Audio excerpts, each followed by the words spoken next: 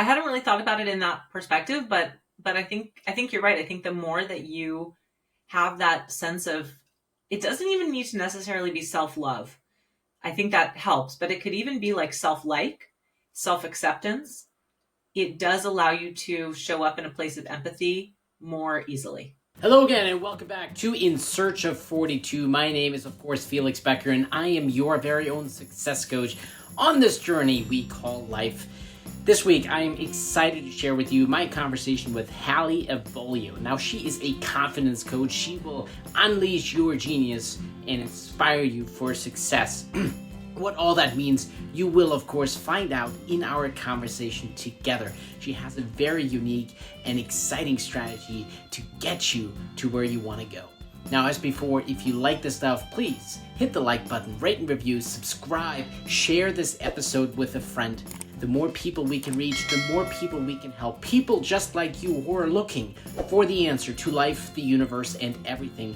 And the easiest way I can make that happen is for you to click that like button, subscribe, and share this episode with a friend.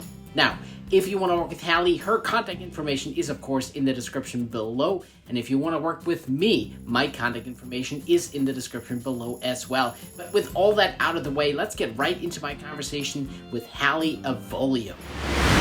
All right, here we go. Hallie, so nice to see you again. It's actually been a minute since you and I spoke, so it's kind of awesome to have that conversation with you again. Now, I don't know if you remember, but my point with these conversations is to highlight who my guests are, what they do, and how they can help the world. So let's just jump right into the first question, I guess. Who are you? Let's do it. Who am I? That's the $1,000,000 question, isn't it? Yeah. My name is Hallie Avolio, as you said, and I am a coach. I work with professionals. I work with individuals, people that are ready to get unstuck. They're ready to live what, can I curse on this show? I can't remember what your rules Sure, are. go right for it. Great. I'm here for people that want to live their fuck yes life. That is my mission in life, is to help you do that in your personal life, in your professional life, in your relationship to yourself, your relationship to others, and your relationship to money and time. So that is who I am as a coach. As the other side of my life, I have been married to my amazing husband for almost 21 years. We have 3 children. They are almost 16, almost 14, and 10. I live in Santa Barbara, California, and I am passionate about reading, about taking walks, about connecting with awesome humans. I love living life that just feels really good. I also love yoga and meditation and journaling and lots of woo-woo crystals, fun, all that good fun stuff. And I just love to have fun and feel really connected and alive in life. So that leads through into the work that I do as well. Yeah, no, I love that. So I do want to get to know that who of you a little bit more. I mean, you shared a lot about what you do, but who is Hallie? So you obviously weren't born a coach. That came at some point. So what was your life like before you became a coach? Although, I'm going to tell a little story. Please. You may think that I wasn't born a coach, but I think that a coach is really a leader. A coach is somebody that leads people, guides people, helps people develop something within themselves that maybe they didn't know was there. And one of my favorite stories to tell is a story that I've been told since as long as I can remember, which is the day that I was born. My mom tells this story about how I was in the nursery with all the other babies in the little bassinets that you can picture in the hospital. And they would come by, and if I started crying, all the babies would start crying. If I stopped crying, all the babies would stop crying. So maybe I was born being a coach. Who knows? But now I forgot the rest of the question. Yeah, no, I mean, I mean that's awesome. We'll start from the very beginning. So, baby Hallie's in that bassinet, leading the other babies in a chorus of cries or silence. What happened next? What happened next? Thank you. You got me right back on track. I forgot where I was going with that. I mean, from I had a pretty typical, I would say a pretty typical upbringing. I grew up in a small suburban suburb of Los Angeles. Have a brother. My parents have been married for almost 50 years still. Life was pretty pretty textbook, I guess you could say. I went to college at UC Santa Barbara, and then I transferred to UCLA my junior year of college. And I think the reason this is relevant is because one of the things about my life that really made an impact and then created a huge riff and a huge change later on is that I always had this expectation and this idea that I was supposed to follow a very prescribed path. I thought there were all these check boxes on this list of to-dos, this like life to-do list, if you will, and I had to check them off to be successful or to be worthy or to be enough. And I thought that that was truly how it worked. As in, when I was in school, I had to get good grades. If I got good grades, I would be worthy, I would be enough. Then I would go to a good college. When I was at college, I would make sure to graduate in 4 years, also with good grades, also with honors. When I graduated college, I was going to make sure that I had a job lined up. I wasn't going to be one of those, God forbid I was one of those floaters, one of those people that didn't know their life's path when they were 21, almost 22 years old, right? And so everything that I did in my life was very prescribed. I felt like I had to follow this path all the way down to, and it sounds so cliche, but, getting married, buying a house, having a dog, almost down to the white picket fence, having children, etc. And then when I hit my, I guess my mid 30s and all three of my children were born, I had this it wasn't quite an awakening, it was more of a disruption where I realized that this life that I had followed, this path, this prescribed checklist life, it sucked. And it was not what I thought it would be. Like I was like, how come I've checked all the boxes and yet I don't feel satisfied? I don't feel worthy. I don't feel enough. I don't feel great about myself. Like I have all the things that I said were important, that were what I qualified as success, and yet I feel empty. And it would have made a lot of sense if I were at that point to have, really done a deep dive. If I could tell you that I went down this path of personal development and I was like so enlightened and I had this awakening and blah, blah, blah, that would be a really great story to tell, but that's not the story. That's not the path. Instead, I kind of went the other way, and the rebel inside me and the self-saboteur and the woman that was like, get me the fuck out, was basically like, let me see what I can do to disrupt this life because this is not working. And so had a couple of years of playing around, doing some things that I wasn't super proud of, spending too much time with people that weren't really great influences on me, in too many substances, just being really checked out and really distancing myself from the life I had created, because I saw that life, that checkbox life, as almost my downfall. Like, yes, I've done all these things that I was meant to do, that I was quote unquote supposed to do, but yet they are hurting me. And so I'm going to put as much distance between myself and them as possible.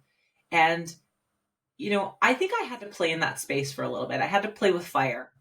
And the thing is, after a couple of years, it did bring me to my knees into a place where I just felt truly awful about myself. I really felt like I was at the bottom of a deep pit of despair.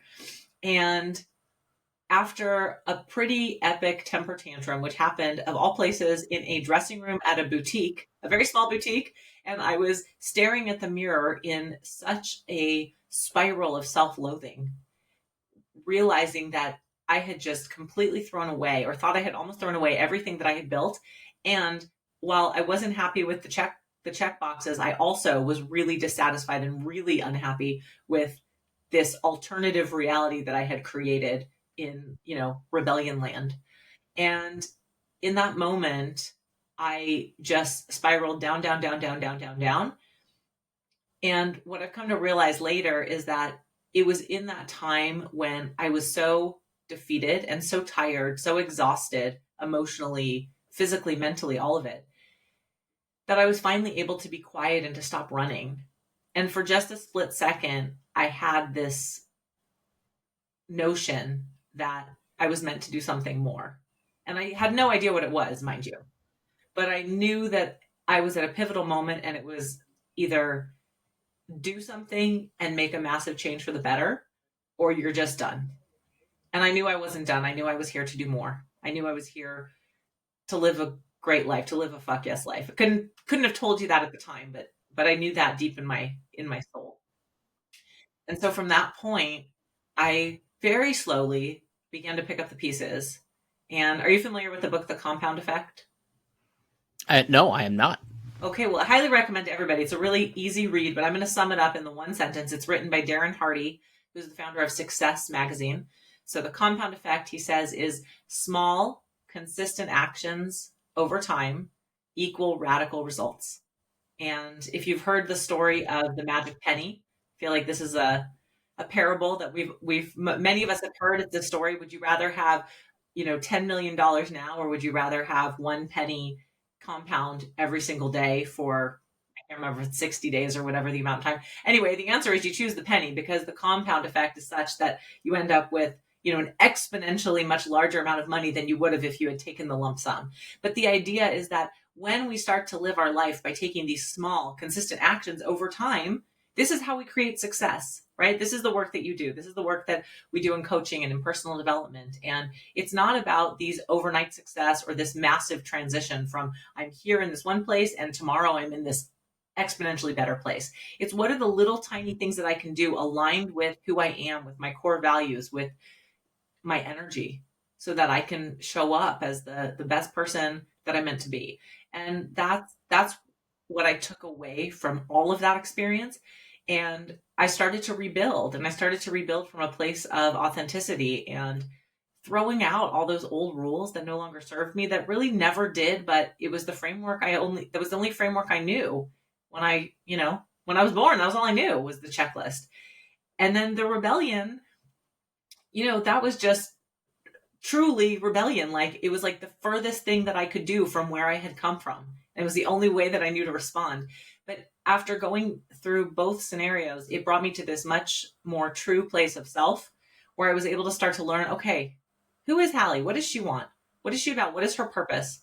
What is she here to do? And I know that's what your question is. So that's how I got to where I am now. And I'll tell you, it's, every day it's still self-discovery. Every day. There's not an answer that's finite.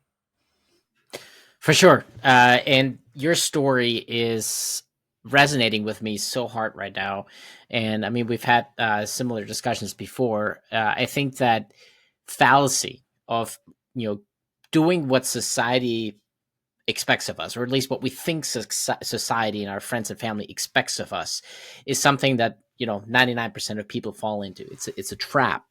And there's a trap I fell into myself. That's how I ended up in medicine. I love helping people, just medicine is not the way for me to do so, which is why I ultimately got really burnt out and unhappy. And I had to, do a deep inventory of my own life, just like you did, on who is Felix really. And, I if anything, I wish for more people to recognize that they have the power within themselves to truly live a life that they desire. And I really would want more people to be true to their authentic selves. So let's walk down that memory lane a little bit more. So you went to college. What did you study? What was your expectation for life? Let's say at that point. I don't know what my expectation for life was. I think when I was in college, I really just was very motivated still by grades and degrees. And, this is what I'm here to do. And I'm a student, and you get your college degree and we'll figure out the next path next. But my degree is in communication studies with an emphasis in mass media communications, which is a little funny because I don't do mass media communications, but I also studied a lot of interpersonal communications in my studies, and certainly that applies to all parts of my life. At the time, my it's funny, when I was a young child, my dad had been a lawyer, and so there was a time in life when I wanted to be a lawyer, and then I quickly realized how miserable my father was as a lawyer, and so I ditched that idea. But before I was in high school, um, the other major influences in my life, my mom and many of the women in my family, they were all in sales, and so I thought, oh well, communications. I could do sales. I could do organizational communication. I knew that I wanted to be in a business setting, and by the time I graduated college, I had this vision that I was going to be the CEO of a company. And I remember when I was in college, I worked part-time at Kinko's, if you remember Kinko's, which is now Yeah, FedEx, right? So I was like the girl in the back helping people make copies. Actually, where I met my husband is at Kinko's. So thank you for Kinko's. But I that's quite remember the love story. Quite the love story over coffees. But I would work the swing shift. So I would usually work from like 3 p.m. to 11 p.m. And there weren't a ton of people in there, past like 8 p.m. So even though I was meant to be in the back of the store where they had all the self-service machines, I would go up to the front where everybody else was hanging out and talk. And there were, maybe 3 or 4 people working at that point in time. And I remember this one night where I must have been a junior or senior in college, and somebody asked me, what are you going to do when you graduate? I said, well, I'm going to be the CEO of a company. They said, do you know what that means? I said, no, but I'm going to be sitting in the corner office and I'm going to be in charge. And that's what it means to me. And they're like, well, you don't know anything because you haven't taken accounting and finance classes and business classes and blah, blah, blah. And I was like, I don't care. I'm going to be the CEO one day. And look, here I am. I'm the CEO of my own business. But that was my vision, is I'm going to go to college, I'm going to get a degree, and I'm going to end up with this high paying, high powerful job at 22 years old that's somehow going to get me to that corner office as a CEO. So that was kind of my expectation, I guess, when I was in college. But I didn't really know, even though I had worked since I was 15, I didn't really know what that meant. Yeah. And, I think most people in their early 20s, mid 20s, you don't really know enough about the world or about yourself to truly make that decision. And it is one of the reasons that it bothers me. My girlfriend's a middle school counselor right now, and they do all these career days and trying to get people to see what it takes to go into certain fields of business. And I'm like, these kids are way too young to think about that. Let them be kids. Let them figure out the world. Let them explore. Let them have experiences.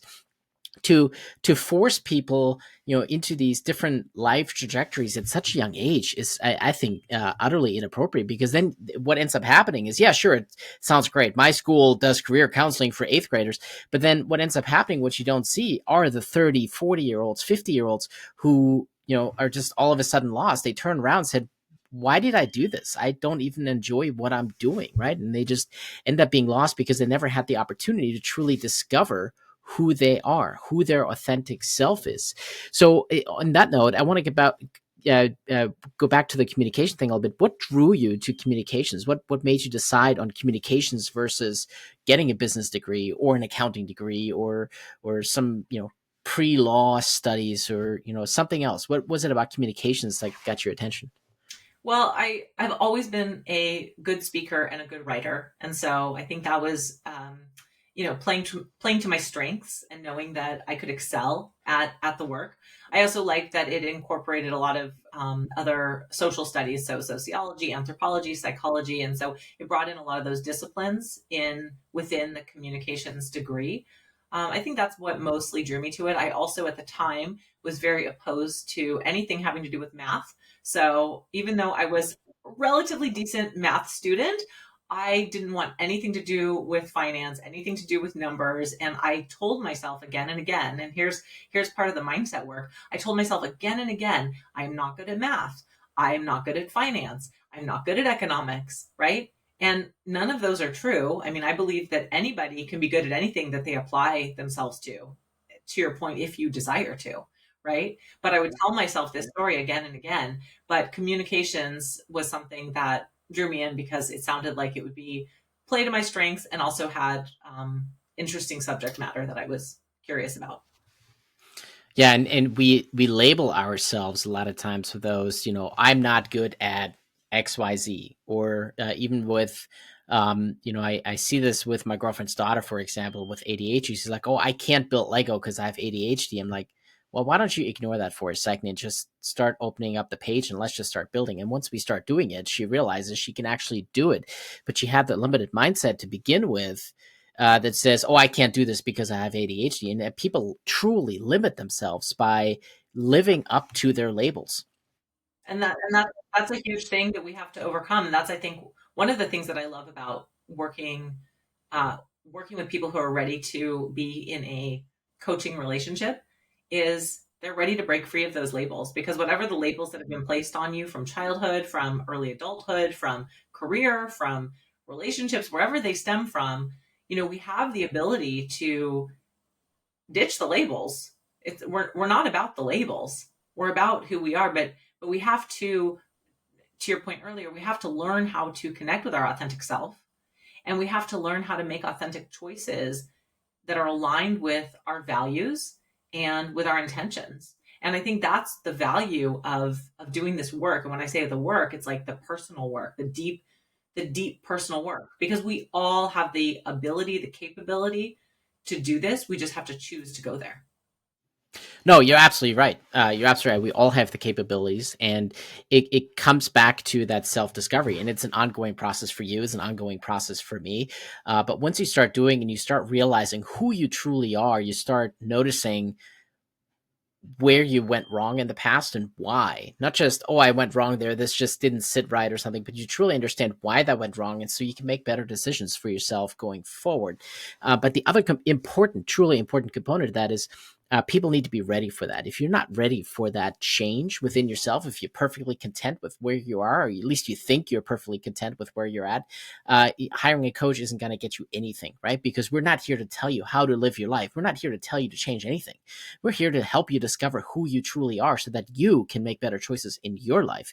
And that really requires an investment in yourself, right? An interest in wanting to change, in wanting to be better, wanting to be different.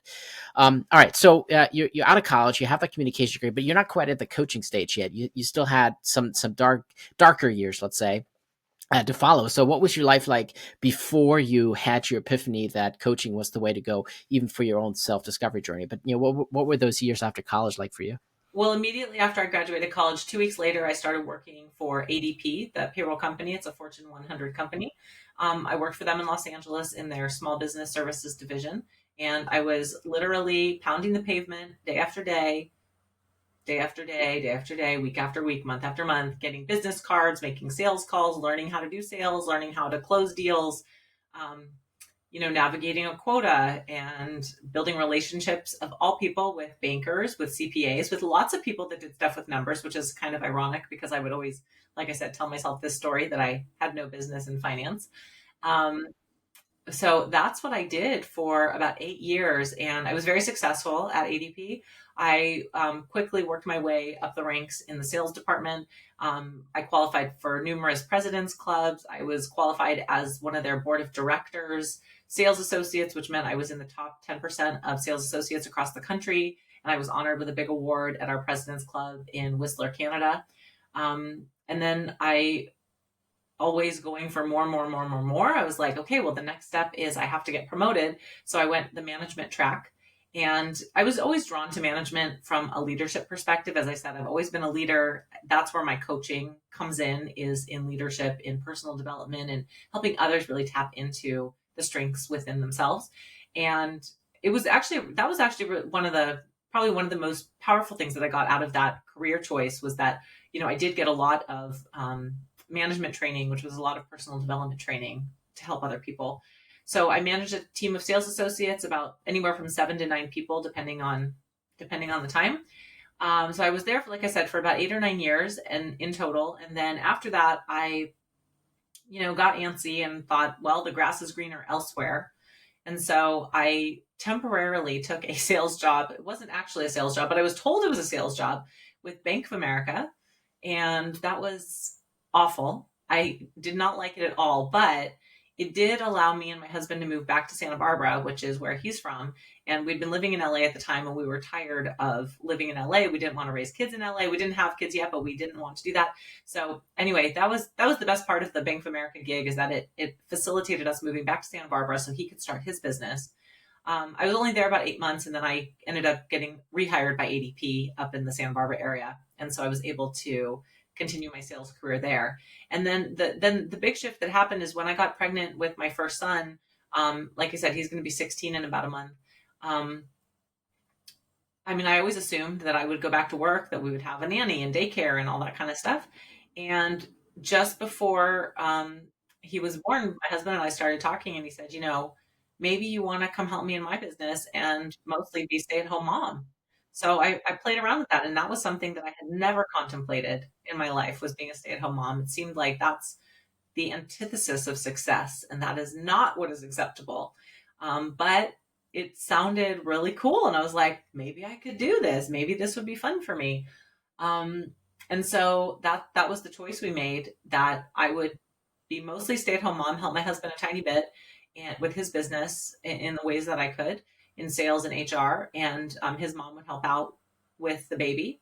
So that trajectory took me out of corporate and brought me into helping him in his small business for the next 10 years. So over the next 10 years, then I had my 3 kids, went through various stages of, pregnancy, nursing, toddler, all the things.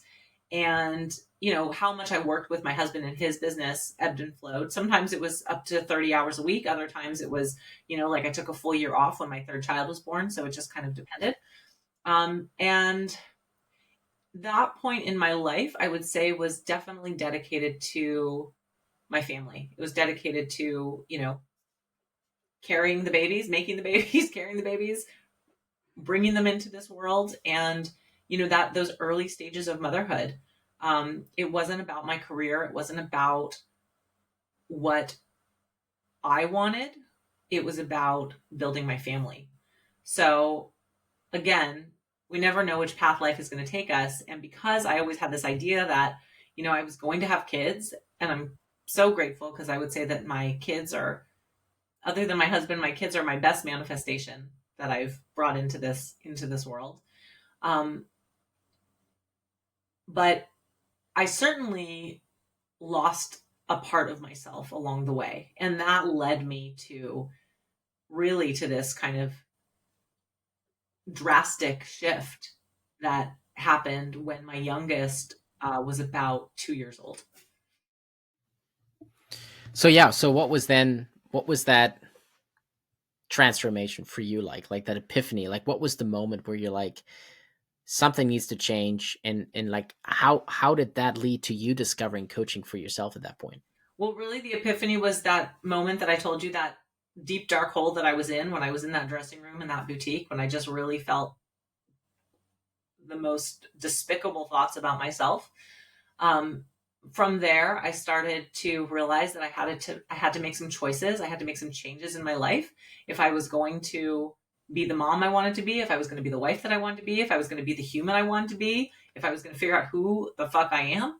So I knew that was the moment when I had to start making some changes. So it started small, like I said, the compound effect. And I started with really paying attention to my physical health, because that had gone out the window in that self-destructive time. And so focusing first and foremost on nutrition, on movement, on rest, on stress management. But also along with that came a kind of a re-spark of motivation to get into personal development, which is something actually I had been interested in during high school, surprisingly enough. But I had put it on a shelf for a long time, and I came back to it in my mid-30s. And when I did that, it held a new meaning, and I definitely was much more receptive to these concepts of self-acceptance, self-actualization, self-awareness, self-love. And so that was the beginning. I had no intention actually of getting into entrepreneurship or business or anything like that. And I had a small stint working for a network marketing company related to the health and wellness industry. And when I did that, even though the network marketing piece wasn't for me, what it did was open my eyes to the possibilities that, hey, I can help people, and I can help people in a profound way. And I'm good at helping people. And I'm really good at inspiring and motivating and sharing stories that move people to live a better existence. And is it possible for me to do this on my own? Is it possible for me to start a business? And so 5 years ago, it was a little bit more than 5 years ago, my husband and I had this conversation. He's like, you have something to offer. You have something to make a difference in this world. Let's go for it. Because I'd been seeking something for so long, and I just didn't know what it was. So this felt right. And when I first started my business that first year in 2019, I was really focused on blogging, which is kind of funny because at the time I knew nothing about the business of blogging. I knew very little about SEO. I just knew that, again, communications, right? That's my degree. I'm a great writer. I'm a great communicator. I'm very good at telling stories, at sharing an idea, at expressing something that will move somebody to do something else. So I thought that's the answer. And then at the end of that year, I went to a women's conference in San Diego, and I got really inspired to do live events. I was at this live event and I thought it was so fantastic. And I was like, gosh, this is amazing. The energy, the motivation, the inspiration, the ideas that are flowing. I mean, this is electrifying. I want to create something electrifying for people because that's what's really going to move them.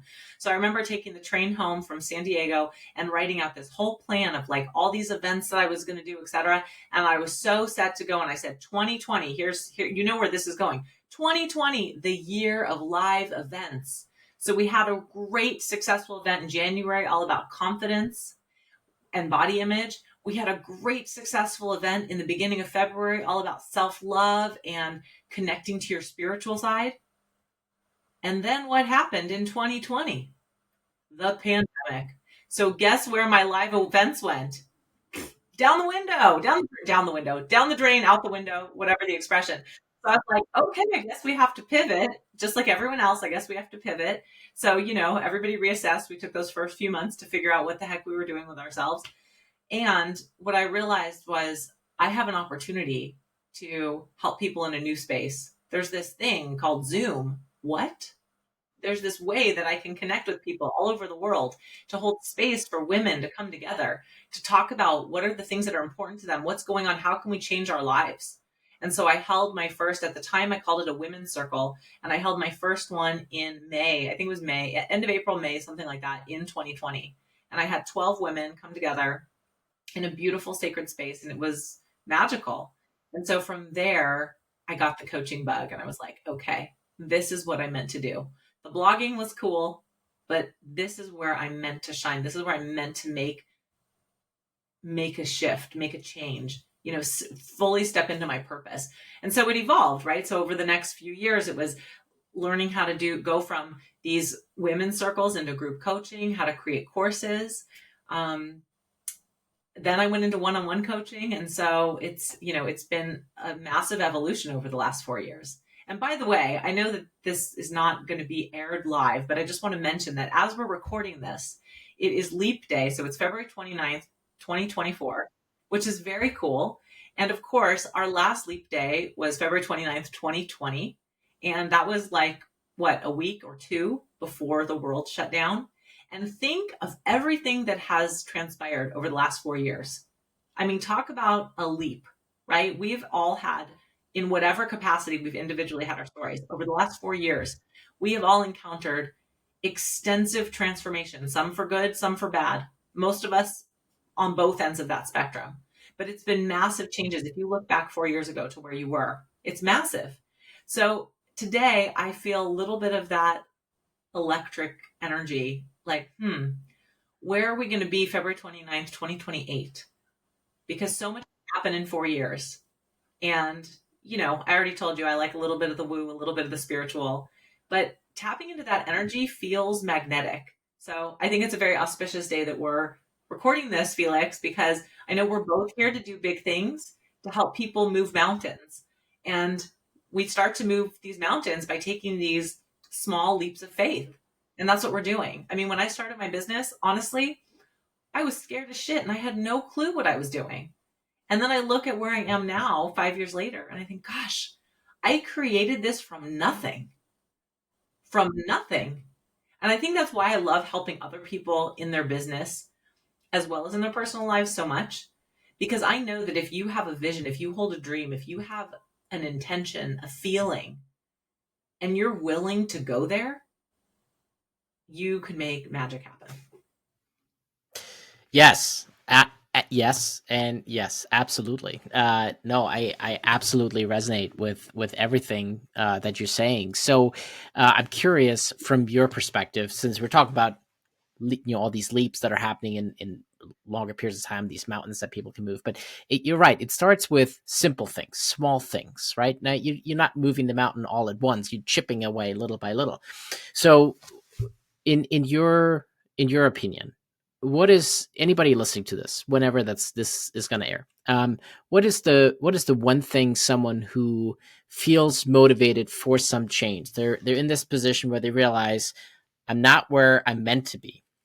I'm here living someone else's dream. I'm here because society told me this is where I should be, and I don't feel happy. I know this is not where I'm meant to be. What is the first thing someone can do in that situation to start moving in a better direction? The first thing is just that, is having that realization. and owning it. I mean, that sounds maybe so small, so micro, but it's very momentous because it takes a lot of courage to go from I've been living a life that society, my family, my peers, whoever have told me I'm meant to live this life. And now I'm saying, actually, I'm here to do something different. That takes a lot of courage. So owning that choice actually is the first step. So, but from there, because I like tactical things, one of the things that I work with my clients on is creating an identity statement. And when you create an identity statement, it is a dynamic statement. It's not static. You don't change it every day, but it's meant to grow with you as you grow. And so owning that choice is the first step. But the second step, if you can write yourself an identity statement, it doesn't have to be anything formal. It could start with the most important words, I am, and say who you are. You asked me in the beginning, who are you, right? So start with I am, and start with I am here to do whatever you're here to do. Own your identity, own your choice, own the direction that you want to take your life. And if you can write this identity statement, it could be 6 words long. It doesn't need to be long, but it might be a paragraph. So just kind of see what flows out of you.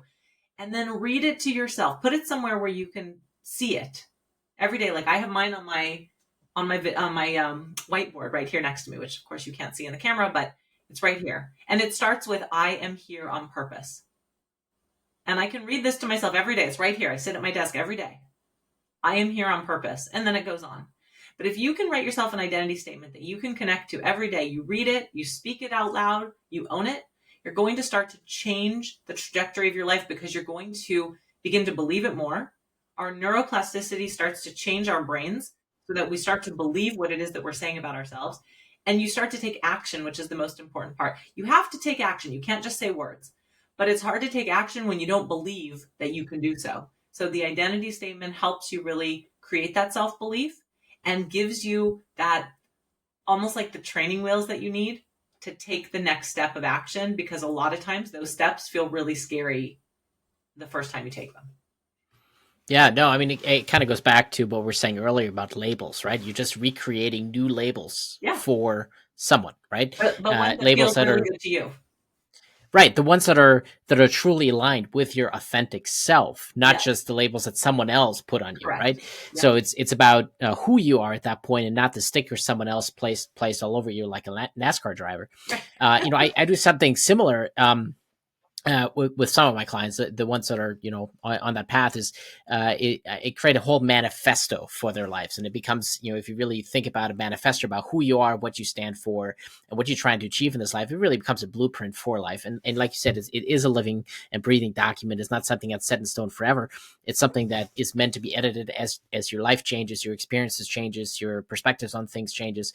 But it creates a blueprint for people to go back to and say, all right, this is who I truly am, and is what I'm about to do aligned with who I am, or is it aligned with someone else's dream, right? And so that is so powerful. I guess the other question I have for you on that note is how do coaches fit in? Now, you and I both know how coaches fit in with this, right? But where I'm coming from is coaches are, and I've sort of realized this even from my experience working as a surgeon, right? As surgeons in the same position, coaches and surgeons are people you need. They're not people you want, right? You never want to go to a surgeon, but when you need a surgeon, you need a surgeon. Same with a life coach. It's someone you don't want, but it's someone you need. And so how can we bridge that gap? How can we get more people to realize the power of coaching so that they too, and more of them, can break free from those shackles and truly live a life that's authentic to themselves, to find their core values, to define who they are, and live the life that they're meant to live? I mean, it's a great question. And have you worked with coaches yourself? Because I have. I'm just curious if you have also. Oh, absolutely. No doubt. Yeah. So, the thing about coaching, and I think it's a really important distinction, is we're not therapists. And I love therapy. Like, I think there's so much good that comes out of therapy. I'm a fan. But the thing about therapy is that often you're working through stuff that happened in your past, and stuff that you need to unpack, stuff that you need to deal with, stuff that needs to be diagnosed and processed and all the things. And sometimes that's really important. Like sometimes you need to process it so that you can move forward. And the thing about coaching that I love is that since I'm not a therapist, we don't have to go there. Sometimes things from the past come up, but in a different context. And as a coach, we get to walk side by side with our clients and help them dig in deep to what's already within them that they just didn't know what was there. So the thing about coaching is that I love not only the accountability piece of it, right? And it's not me saying you need to do X, Y, and Z. It's what do you think is going to support you on this goal that you're working toward? What action can you take? And then I'm here to hold the space for you. I'm here to remind you that you can do this.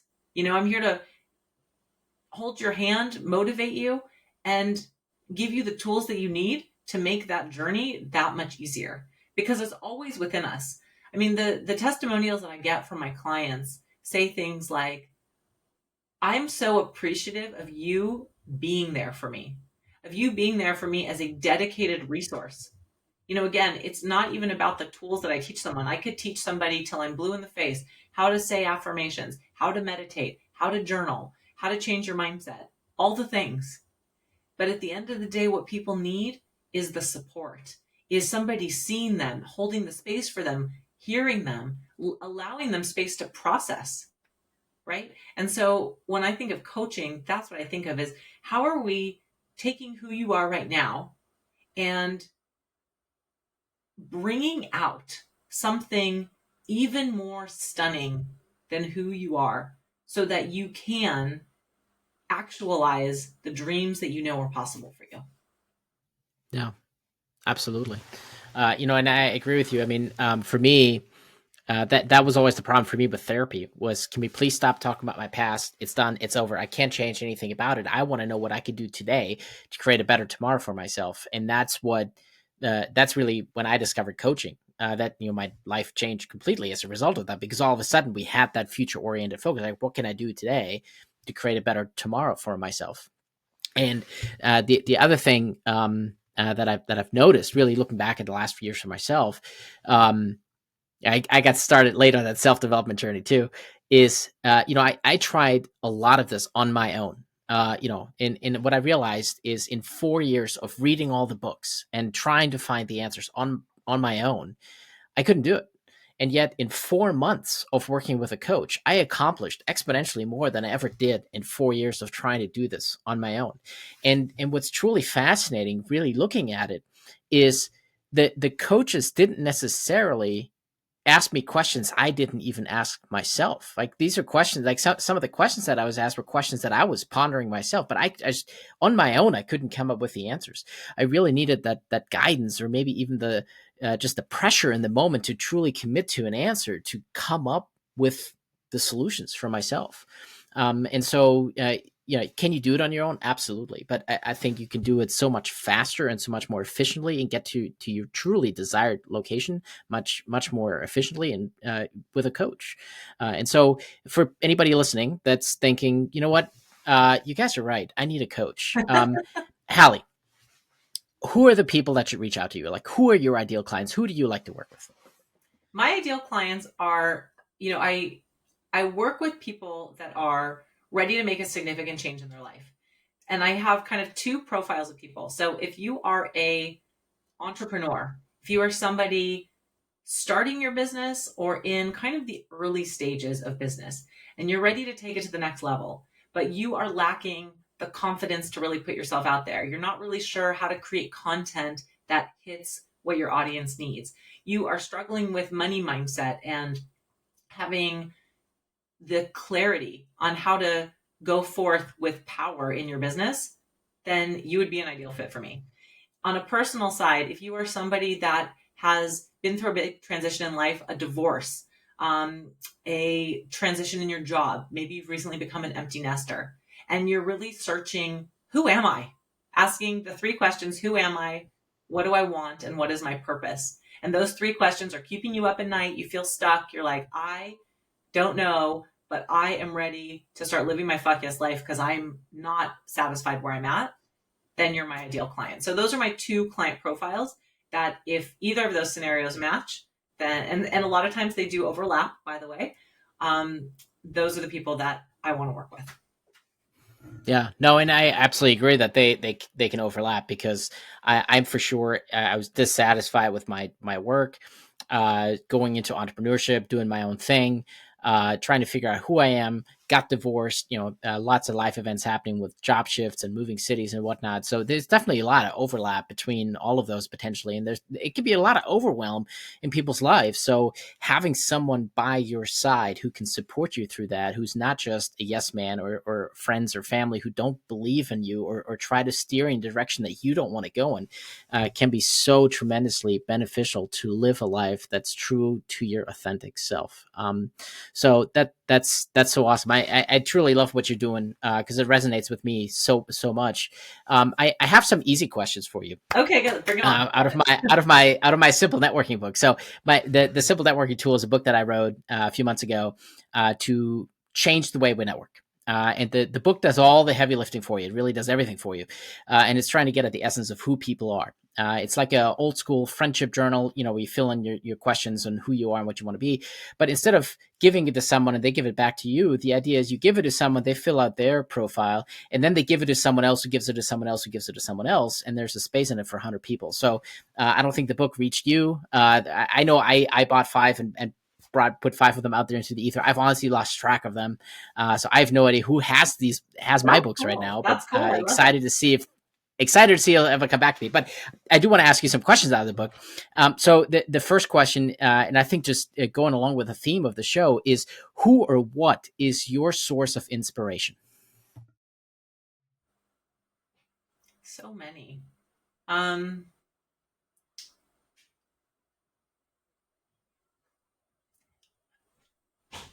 I'm going to pick one that's just close to my heart and close to home. I would say my husband and my children. Oh, that's perfectly fine. I love things being close to your heart. I mean, you should do anything in life from love. And so if that's really where your motivation comes from, I think that's perfect. That's awesome. I think that's a perfect answer. Where and this is actually a question out of the second edition now, but where is your favorite thinking spot? Like where do your best ideas come from? Ooh, that's a good one. I love walking. So I'm very lucky to live in a beautiful neighborhood that's from my front door, 10-minute walk, I can see the ocean, which is incredible. So I would say that walking is my best inspiration. No headphones, just being by myself. Sometimes I'll even head out to one of my favorite spots on our bluffs that overlook the oceans, and I'll bring my journal with me and I'll just let it go. But if I can't get on a walk for any reason, being in my bed and putting on some ambient solfeggio frequencies, that's my other great thinking spot.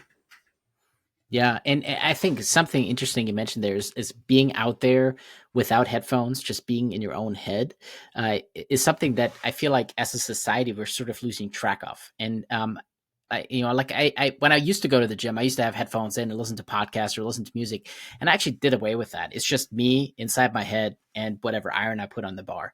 So, which allows me a whole lot more introspective thinking. It allows me to be present with myself, and I notice, everyone else around me has music in, and they're sort of just not even paying attention to what's going on, and they're also not paying attention to themselves. So being, you know, uh, very proactive on spending that time inside your head is important, right? Because that it's all part of that self discovery, and you have to be comfortable with who you are and who you're wanting to become. And I think that's a very small detail that I think needs to be pointed out, that doing it without headphones or doing that ambient noise that actually stimulates different brain waves is also very important as part of that journey, because you're not distracted. You're not distracted by other people's thoughts.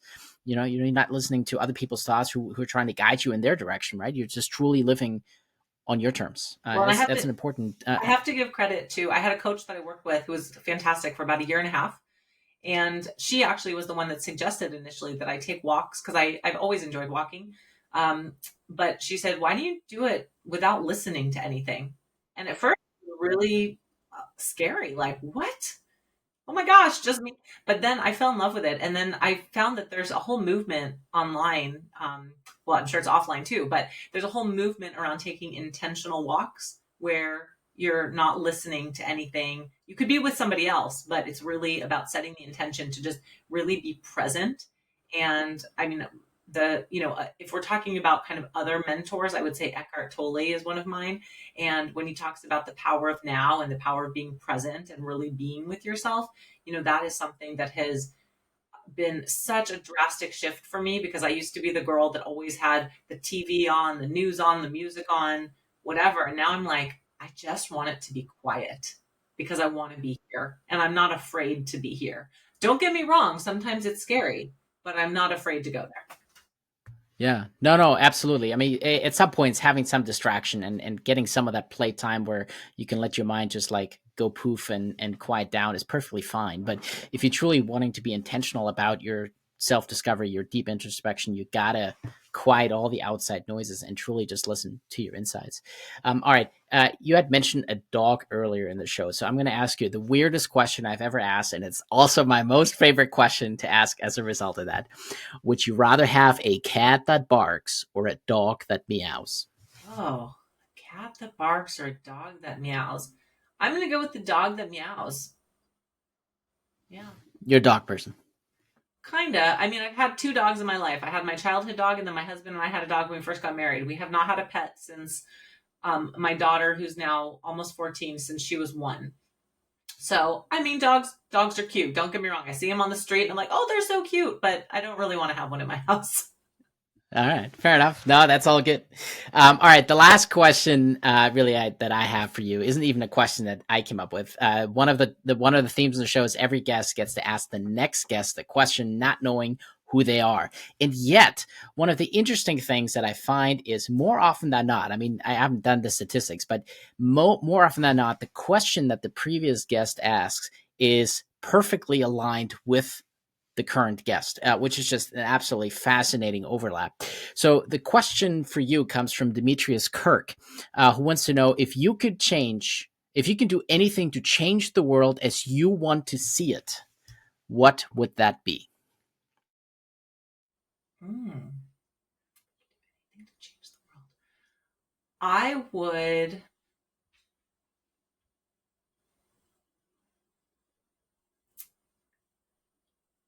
have people show more empathy for one another. Because when we are empathetic to the people around us, to the people in the world, we are able to connect. We are able to show more compassion and love, and it makes the world a better place. So that's what I would wish for our world, is more empathy for each other. Yeah, I want to ask you a follow up question to that. Even though I went into medicine and I helped a tremendous amount of people, I went into surgery specifically. So my patients generally are asleep, and I get to decide what happens to them. Which honestly, at this point, is one of the things that kind of bugged me about it, because I don't want to tell people how to live their lives or where their scars should be.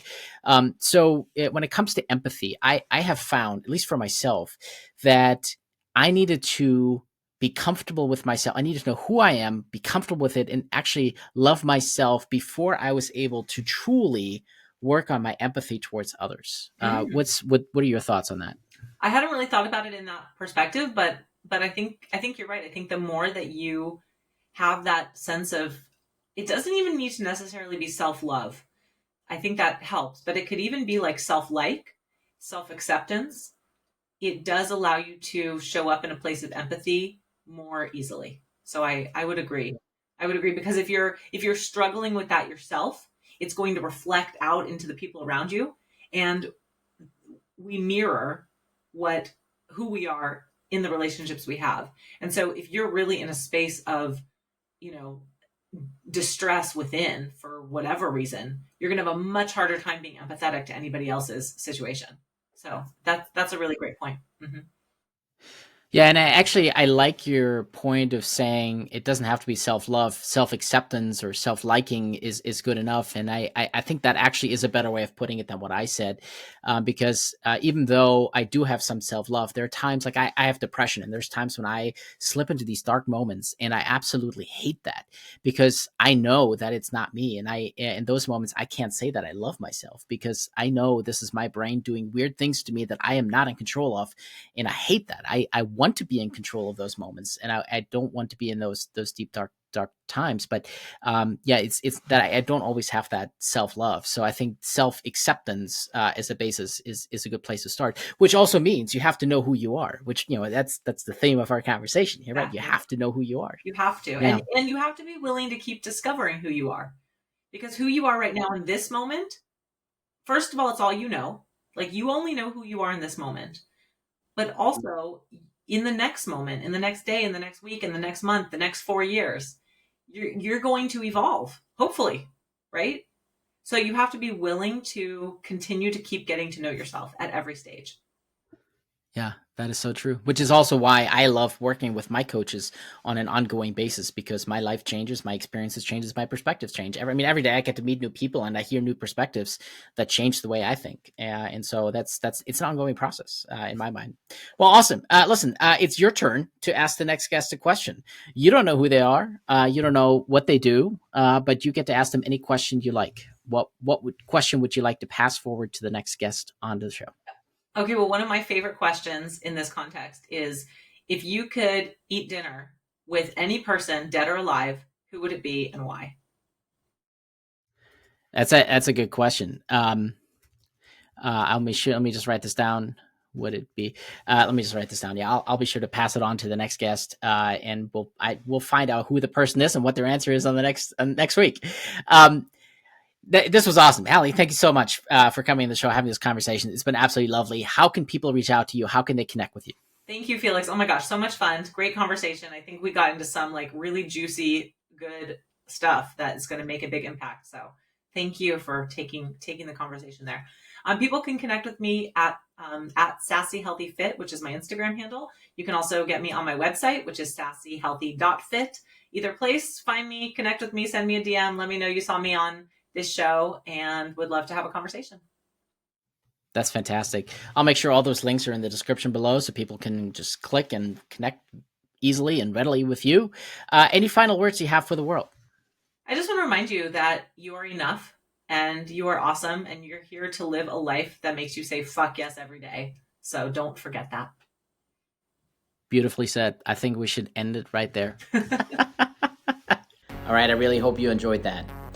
The questions that I asked towards the end are from my new book, The Simple Networking Tool. It's a great book that redefines how we network. It's all about who someone is and not what they are. So if you want to get your own book, it's available on Amazon. If you want to learn more, there's videos about it here on YouTube. So you can check out this amazing new social science experiment. I'm so excited for it. If you do get a book and you do start your own, please let me know how it goes and what your experience is like. I'm working on the second edition and I want to make it the best one yet. So be sure to tag me, let me know how it goes. Thanks for watching.